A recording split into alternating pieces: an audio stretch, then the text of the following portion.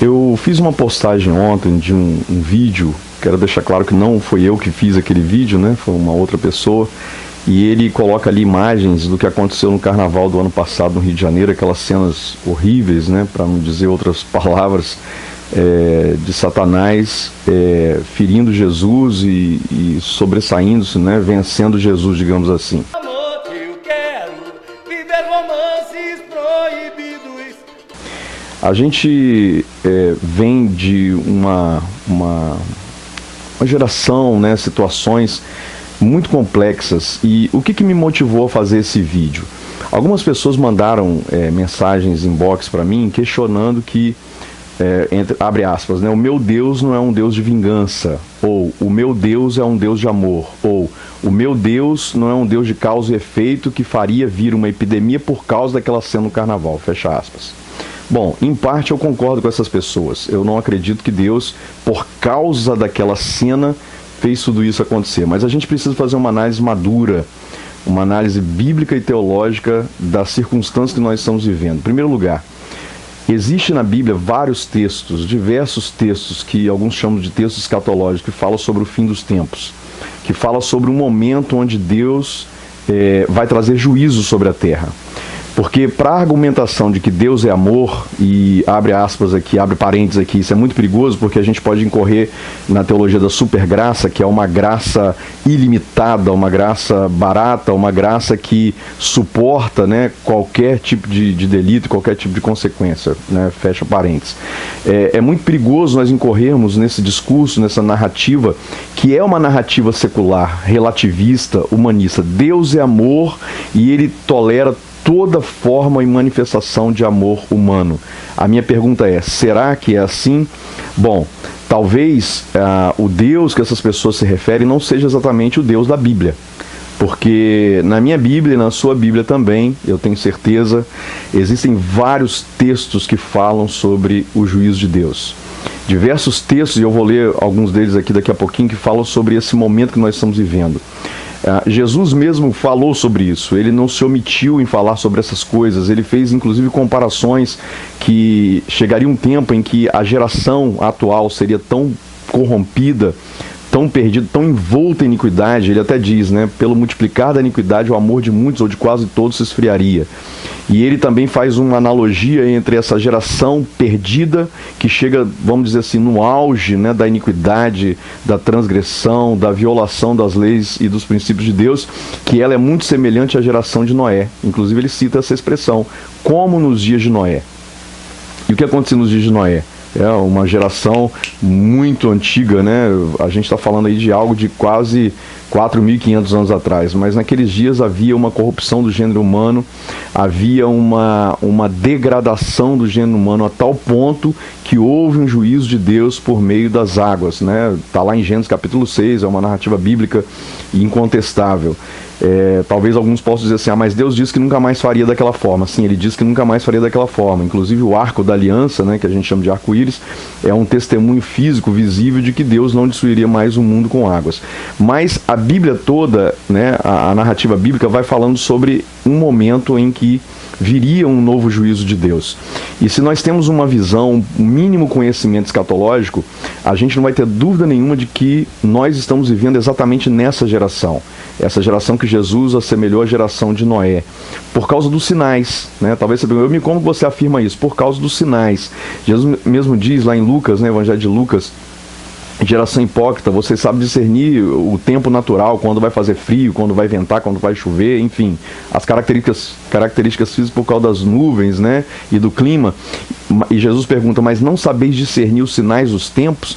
Então eu creio que o Senhor está levantando sobre a terra profetas, pessoas que têm um mínimo de conhecimento escatológico, conhecimento bíblico, e principalmente, como os filhos de Issacar, estão atentos aos sinais dos tempos. Eu escrevi um livro, né, que eu lancei em 2013, e eu falo exatamente sobre isso. Então eu não estou sendo incoerente com aquilo que eu sempre ensinei, com aquilo que eu sempre acreditei.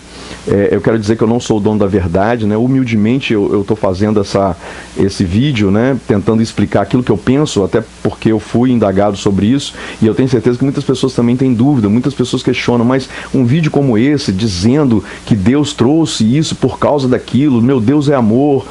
Primeira coisa, não foi isso que eu afirmei, né? Eu reproduzi o vídeo e dá a entender, à primeira vista, né, uma interpretação equivocada que parece uma questão de causa e efeito. Mas se nós analisarmos a escatologia bíblica, a gente vai perceber que nós estamos na iminência de algo que está acontecendo dos dois lados, tanto no Império das Trevas, o diabo vai cada vez ser mais diabo, Satanás vai cada vez mais usar as pessoas. Aquilo que nós vimos na Passarela do Samba ano passado é uma demonstração, né, daquilo que está dentro de nós.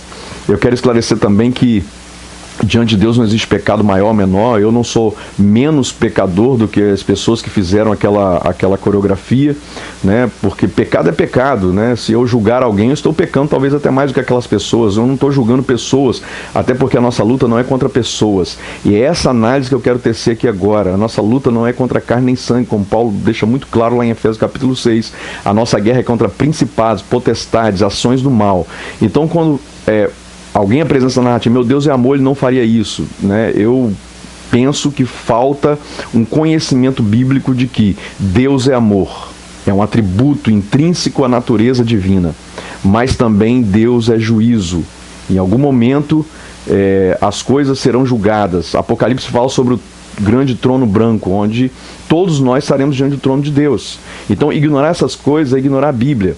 Deixa eu fazer uma ressalva aqui. Não podemos dizer, o meu Deus é isso, o seu Deus é aquilo. Não existe vários deuses. Os homens criam vários deuses, mas nós acreditamos que existe um só Deus. E o Deus verdadeiro não é aquele que eu acho, nem aquele que você acha. É o Deus da Bíblia. É o Deus que a Bíblia nos apresenta. Então, o nosso achismo, ele não tem um valor teológico. Nós não podemos achar, nós não podemos colocar o meu Deus como se o meu Deus fosse diferente do seu Deus, ou vice-versa. Então eu estou falando sobre o Deus da Bíblia, eu estou falando sobre a palavra, eu estou falando sobre aquilo que está escrito, Logos, e também a revelação de Deus, o rema de Deus para esses dias. Então, para não ficar só nas minhas palavras, deixa eu passar para vocês rapidamente alguns textos bíblicos, né? Alguns eu vou citar, outros eu vou ler. Por exemplo, lá em 1 Tessalonicenses, Paulo diz que no final dos dias haveria um fenômeno, né, espiritual chamado operação do erro, que seria, em outras palavras, uma inversão de valores. Aquilo que antigamente era certo vai passar a ser errado, e vice-versa, aquilo que era errado passa a ser certo. Um relativismo. Paulo fala, cuidado com as vãs filosofias. Nós estamos percebendo, principalmente no setor educacional, né, um bombardeio do pensamento humanista. Isso não é apenas nessa geração, mas está culminando nessa geração. Essa geração foi totalmente moldada, preparada, né, inserida nesse contexto psicológico, social, para encarar como normalidade a ideologia de gênero, a questão do aborto e muitos outros temas que são polêmicos, mas que a Bíblia não se omitiu ao tratar sobre eles. Se você tem alguma dúvida, leia na sua Bíblia Romanos capítulo 1, Levítico capítulo 18, porque eu vejo muitos cristãos, né, pessoas que se dizem cristãs, né, defendendo essas temáticas, e eu denoto isso uma falta de conhecimento, de uma interpretação bíblica. Não tem como nós pegarmos alguns textos fora de contexto e formarmos uma doutrina. Isso é totalmente incoerente, não encaixa, não bate. Então, falar que Deus é amor e que não haverá um juízo, que não haverá consequências para aquilo que o homem tem plantado, é uma ignorância bíblica, é um desconhecimento da narrativa da palavra de Deus. Citei esse texto de Tessalonicenses de Paulo, falando sobre a operação do erro, sobre João também fala lá na primeira carta de João sobre o sistema do anticristo. O que é o sistema do anticristo? É uma mentalidade humanista, uma mentalidade relativista. Presta atenção, a ciência moderna ou pós-moderna diz que tudo é relativo, né? No campo da sociologia, no campo da psicologia, no campo científico de uma forma geral, mas nós não cremos num Deus relativo, nós cremos num Deus absoluto. O Deus que criou os céus e criou a terra. O Deus que é o único Deus. O Deus que está sentado no trono e que comanda todas as coisas. Então não há relativismo na pessoa de Deus. Não há relativismo na Trindade. Não há relativismo na palavra de Deus. Relativizar essas coisas é tirar a soberania daquele que é, que era e que há de vir.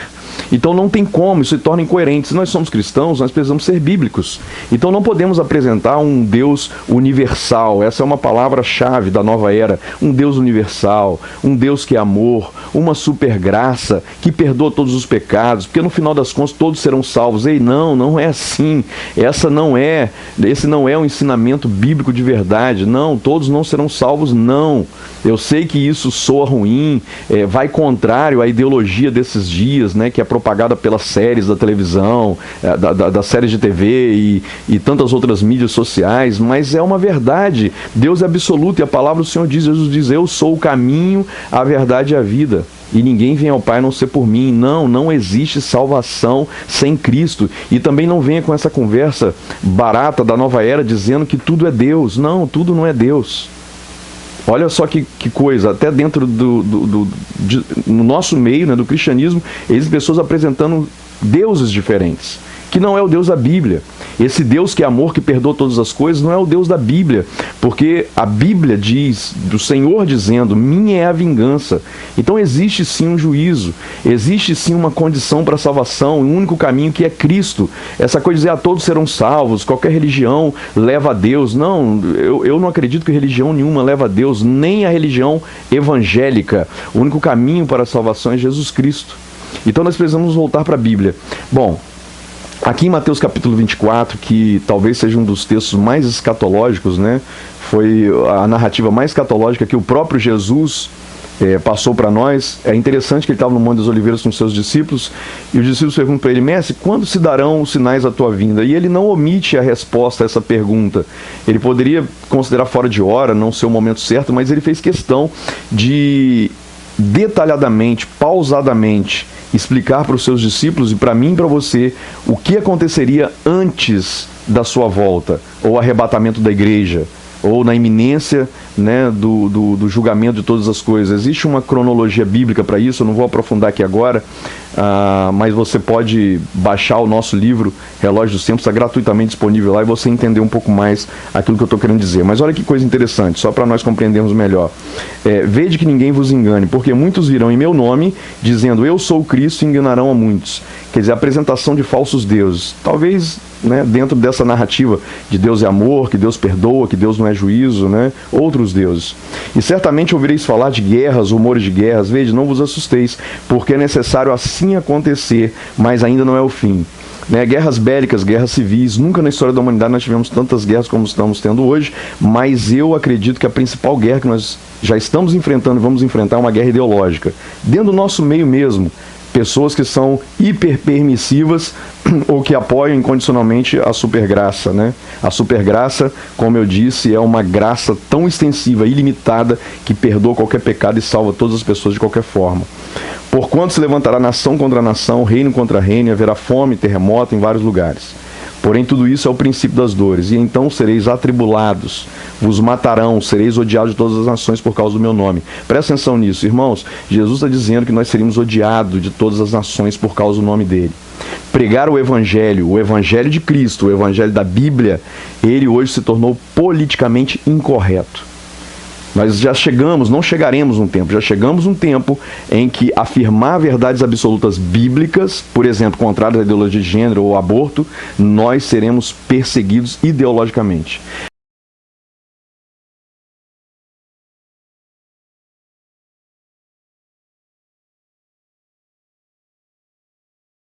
Mas existem vários lugares no mundo onde as pessoas já são perseguidas fisicamente também. Pessoas perdem seus direitos civis, pessoas são presas, enviadas para campos de concentração nos países socialistas, nos países de dominação do autoritarismo, né, da ditadura.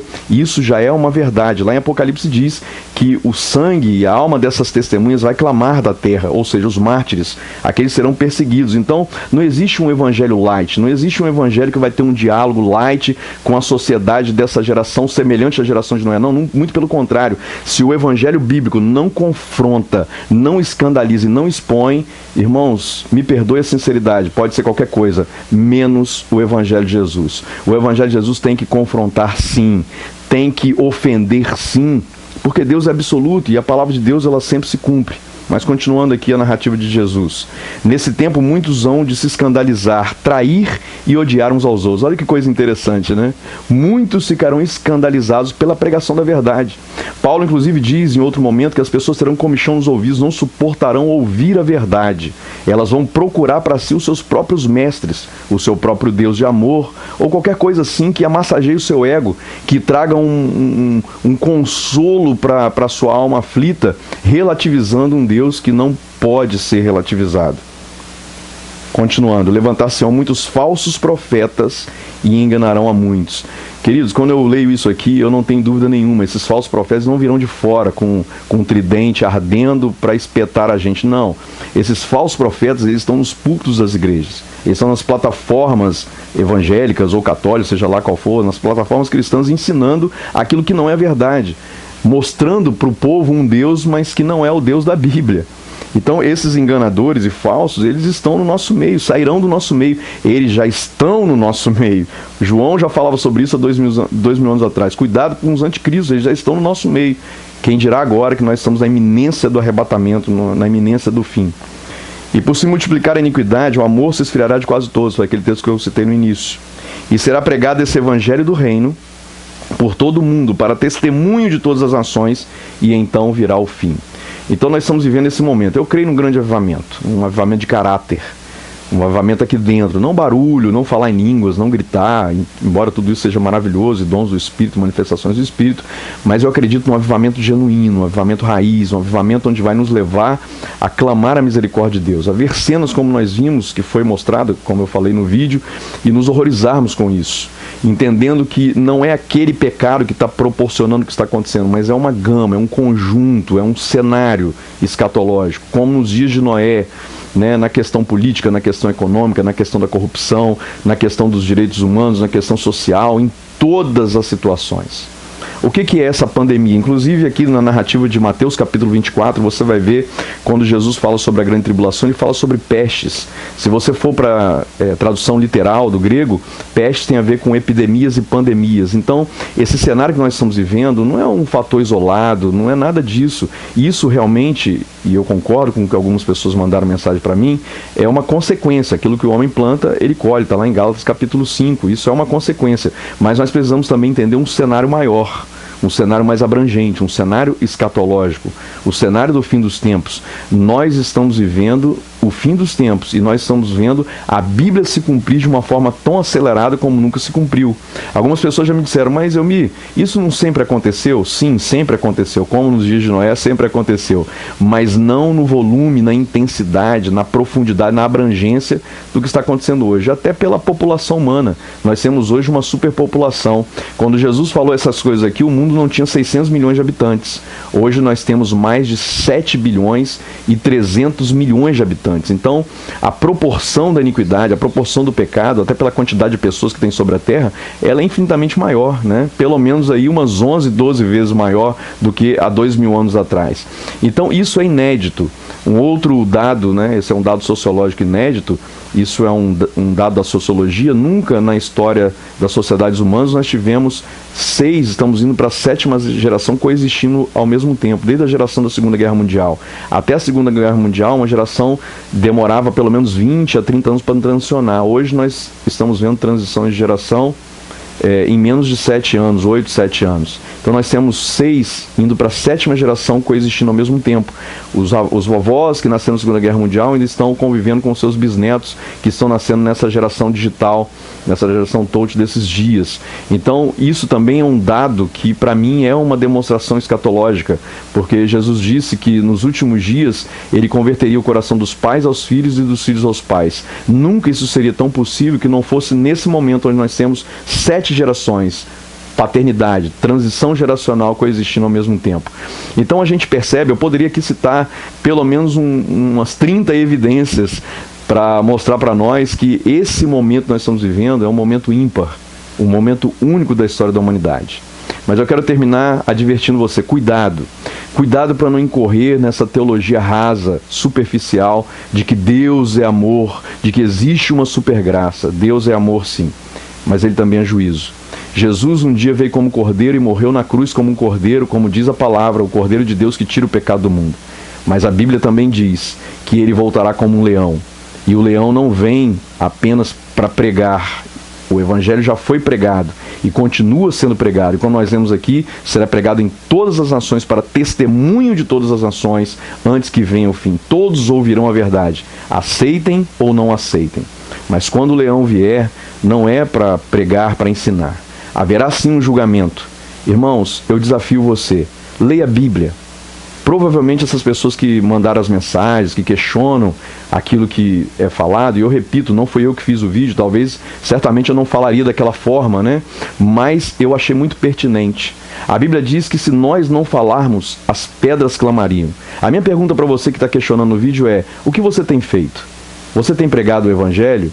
Você tem feito algum vídeo falando sobre a Bíblia, não apenas sobre o amor, a faceta do amor, mas também a faceta do julgamento, do juízo, da narrativa bíblica escatológica? Então, muitas pessoas julgam, muitas pessoas comentam, mas não têm feito nada pelo Evangelho, até porque talvez não compreendam profundamente o Evangelho. Jesus está voltando, irmãos. Preste atenção nos sinais. Abra os seus olhos. Em Apocalipse, diversos textos, né? A carta às 7 igrejas diz: quem tem ouvidos para ouvir, ouça o que o Espírito diz às igrejas. Então é momento de, mais do que nunca, nós abrirmos os nossos ouvidos espirituais, abrirmos os nossos olhos espirituais para ouvirmos, enxergarmos no reino do Espírito a movimentação. A guerra espiritual que nós estamos vivendo hoje, ela nunca foi tão grande. Nós não estamos vivendo uma guerra de política, uma guerra econômica. Isso é reflexo do que está acontecendo no mundo espiritual. Os principados e as potestades estão cada vez mais alvoroçados. O diabo sabe, muito mais do que nós crentes, que os seus dias estão sendo abreviados, que estão chegando ao fim. Jesus mesmo disse: se esses dias não fossem abreviados, ninguém se salvaria. Existe uma aceleração profética assim acontecendo, existe uma guerra travada nos ares. Nós percebemos isso, não só pela pandemia, mas por todo o reflexo daquilo que está acontecendo no mundo hoje. Eu não sei você, mas existe uma aflição dentro de mim, um senso de tempo como eu nunca tive. Eu estou com 48 anos de idade e eu nunca dormi e acordei tão intencionado como nesses últimos anos. Por quê? Porque eu sei que não nos resta muito tempo. De alguma forma, ou pelo arrebatamento, ou porque a nossa vida chegará ao fim, porque nós não viveremos nesse corpo, nessa matéria. A Bíblia diz: do pó nós viemos, ao pó nós voltaremos. De alguma forma, o tempo está sendo abreviado, ou chegando a nossa hora, ou o arrebatamento da igreja, onde nós seremos levados, ou você não acredita mais nisso, ou essa narrativa bíblica já não faz mais sentido para você. Então pense sobre essas coisas, leia a Bíblia como você nunca leu, estude a Bíblia como você nunca estudou, e deixe o Espírito Santo de Deus ministrar ao seu coração. Amém? É com amor que eu faço esse vídeo, é com amor que eu falo essas coisas, mas eu não posso me omitir de falar, porque se eu não falar, eu serei cobrado daquilo que eu não falei. E eu desafio você: comece a pregar o Evangelho, não o seu Evangelho, não o Evangelho da supergraça, não o Evangelho de um Deus que é amor incondicional, que vai perdoar todos os pecadores no finalzinho da história. Não, pregue o Evangelho da Bíblia. Se você não tem coragem de falar as suas palavras, fale o que Jesus falou, leia a Bíblia. Eu desafio você a fazer isso. Amém? Deus abençoe, em nome de Jesus.